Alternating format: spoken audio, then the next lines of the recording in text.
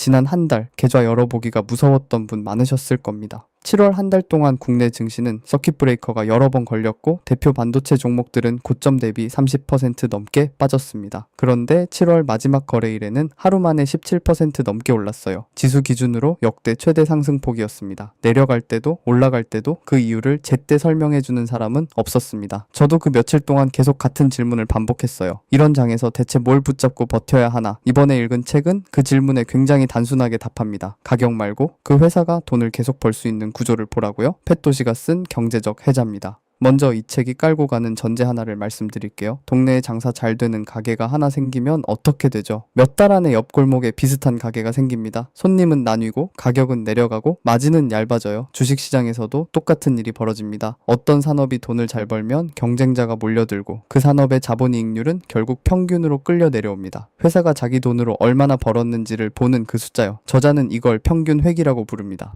이건 개별 기업이 못나서 벌어지는 일이 아닙니다. 돈 냄새가 나는 곳에 자본이 몰리는 건 시장이 원래 하는 일이고 그 결과로 마진이 깎이는 것도 정상이에요. 그래서 어떤 산업이 지금 얼마나 잘 버는지를 보고 들어가면 대체로 늦습니다. 그런데 이상하게 몇몇 회사는 이 힘을 견뎌냅니다. 10년이 지나도 자본이익률이 안 떨어져요. 경쟁자가 분명히 들어왔는데도요. 저자는 여기서 질문을 뒤집습니다. 이 회사가 얼마를 버느냐가 아니라 왜 남들이 이 영역에 발을 못 들이느냐, 그 이유가 있는 회사에만 경제적 해자가 있다는 겁니다. 그래서 이 책의 첫 번째 결론은 이겁니다. 높은 이익률보다 중요한 건 그 이익률을 얼마나 오래 유지할 수 있느냐. 여기서 대부분의 투자자가 미끄러집니다. 저도 그랬어요. 저는 예전에 경쟁력이라는 말을 이렇게 썼습니다. 제품이 좋다. 점유율이 1등이다. 원가 관리를 잘한다. 경영진이 훌륭하다. 매수 이유란에 이 4개 중 하나는 꼭 적혀 있었어요. 이 책은 그 4가지를 정확히 짚어서 실체 없는 해자라고 부릅니다. 단기 성과는 낼 수 있지만 경쟁자를 못 들어오게 막아주는 힘은 아니라는 거예요. 운영 효율성이 특히 그렇습니다. 남들보다 원가를 잘 관리한다는 건 분명 실력이에요. 문제는 그게 대체로 따라할 수 있는 실력이라는 겁니다. 공정을 개선하고 재고를 줄이고 물류를 다시 짜는 일은 경쟁사도 몇 년이면 합니다. 따라할 수 있는 건 해자가 아니라 시간차예요. 지난달을 떠올려보면 조금 서늘해집니다. 세계 시장에서 점유율 1등이고 기술력에서 앞서 있다고 평가받던 기업들의 주가가 한두 달 만에 30% 넘게 빠졌으니까요. 제품과 점유율이 해자였다면 그렇게까지 흔들렸어야 할까요? 조금 더 오래된 사례도 있습니다. 2000년대 후반 세계 휴대폰 시장의 40% 가까이를 가져갔던 회사가 있었죠. 제품 평판도 좋았고 원가 관리도 업계 최고 수준이었고 경영진도 세계적인 경영 사례로 소개되던 곳이었습니다. 그런데 시장의 판 자체가 바뀌자 5년 만에 휴대폰 사업을 통째로 팔았어요. 4가지를 다 갖췄는데도 그렇게 됐습니다. 저자가 던지라고 하는 질문은 이렇게 바뀝니다. 어느 회사가 점유율 1등이냐가 아니라 어떻게 그 점유율을 만들었고 그 방법을 경쟁자가 따라할 수 있느냐. 앞에 질문에는 검색 한 번이면 답이 나옵니다. 뒤에 질문에는 안 나와요. 그래서 뒤에 질문이 돈이 됩니다. 4가지 중에 가장 버리기 어려운 게 경영진일 겁니다. 저도 대표이사 인터뷰 하나 보고 마음이 기운 적이 여러 번 있어요. 저자는 여기에 대해 좀 냉정합니다. 경쟁력에 뿌리는 사업의 특성이고 거기에 경영자가 미칠 수 있는 영향은 생각보다 좁다는 거예요. 같은 산업 안에서 두 회사를 고를 때는 사람이 변수가 되지만 어느 산업에 돈을 넣을지 정할 때는 사람보다 구조가 먼저입니다. 판단이 헷갈릴 때 써먹을 만한 질문도 하나 줍니다. 이 회사의 산업을 바꾸는 것과 경영진을 바꾸는 것 중에 뭐가 더 어려울까? 답이 산업이라면 우리가 봐야 할 것도 산업입니다. 그리고 이 책에서 제가 제일 오래 붙잡고 있었던 문장은 따로 있습니다. 해자가 있는 기업의 주식은 무언가 문제가 생겼을 때만 싸진다는 거예요. 생각해보면 당연합니다. 다들 좋은 회사인 걸 아는데 아무 일도 없으면 쌀 이유가 없죠. 문제는 막상 그 회사가 싸졌을 때 우리 눈앞에 보이는 건 할인이 아니라 악재라는 겁니다. 계속 오르던 종목이 어느 날 갑자기 급락하면 사람 마음은 자동으로 이렇게 움직여요. 내가 모르는 뭔가가 있나. 그래서 정작 가격이 좋아진 순간에 손이 안 나갑니다. 지금 시장이 딱 그 구간에 들어와 있고요. 물론 반대 경우도 있습니다. 정말로 무너지는 중이라서 싼 회사요. 그 둘을 가르는 기준이 없으면 이 책의 조언은 그냥 위험한 말이 됩니다. 그래서 다음 편이 중요해요.